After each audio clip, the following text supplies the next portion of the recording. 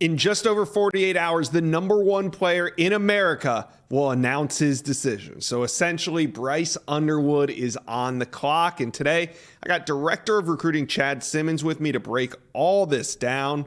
Once number one falls, you know number two won't be far behind. So we're going to talk a little George McIntyre as well. But first, hit subscribe to the On3 Recruits channel. We are growing this page. If you watched any of my videos in 2023, hit subscribe right now because we're bringing it in 2024. All right, let's bring on the great Chad Simmons. Now, Chad, number one quarterback in the 2025 cycle. Bryce Underwood, also the number one overall player, is set to make his decision this Saturday, January 6th. Now, he has named a top 7 back in November that included Alabama, Colorado, Michigan, LSU, Oregon, Penn State, and Florida State. So, Chad, take me behind the scenes of this recruitment. Who would you put in tier 1? Who would you put in tier 2? As we're just about 48 hours away from Bryce Underwood making his announcement. Yeah, Josh, I think that last-minute trip to Alabama may have shaken some things up a little bit, had people talking and buzzing about the Crimson Tide, but I still think the Tier 1 is the same schools we've been talking about for months now, LSU and Michigan. I think you put those two as the strongest contenders, the most likely to get his commitment on Saturday evening. I think those are the guys that are separating themselves from the pack. But again, Alabama, probably that next group.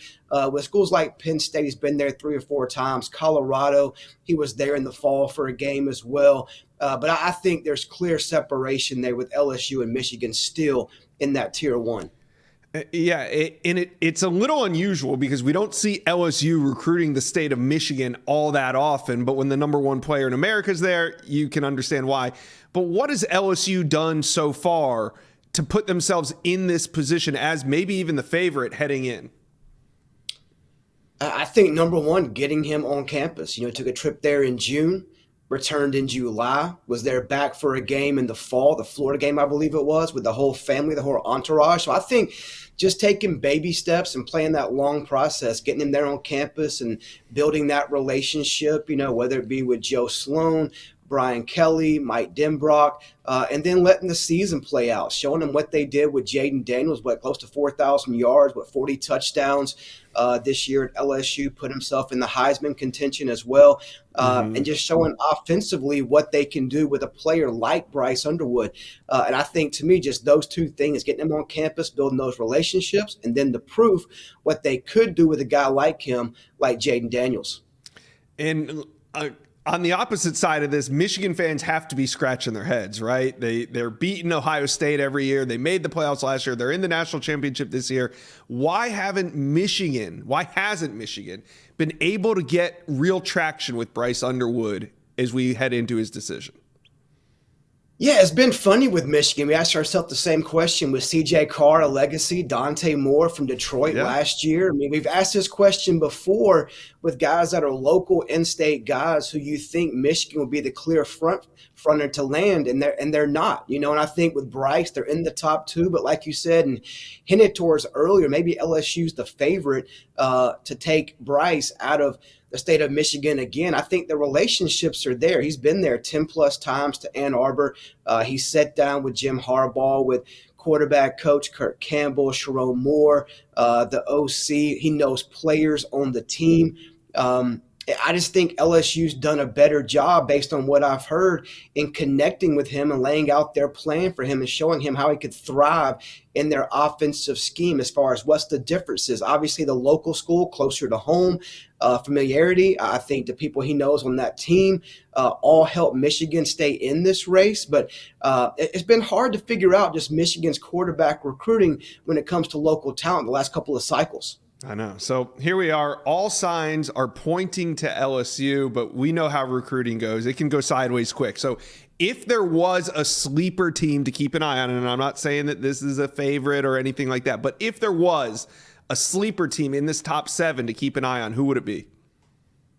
I think you have to go back to Alabama. If they're ever a sleeper for anyone, they did get him on campus last, and there's been communication there. Obviously Alabama is Alabama. They've had a great run of quarterbacks in recent years and putting guys into the first round and having successful NFL careers at the quarterback position. I think that would be the team to watch. Obviously Penn State, he's been there more then Alabama is a school in his part of the country as well. But I think Bama's that team you have to watch. If there is a sleeper, that's not LSU or Michigan, the favorites, I think it's Alabama.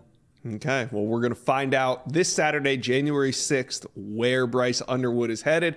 So as number 1 comes off the board, that means it's time to talk about number 2 QB, and that's George McIntyre out of Nashville, Tennessee. He's the number 2 ranked quarterback in the 2025 cycle. Now, George, he hasn't set a date yet, but he has kind of said that he wants to make an early decision. It could be February. It could be a little bit earlier than that.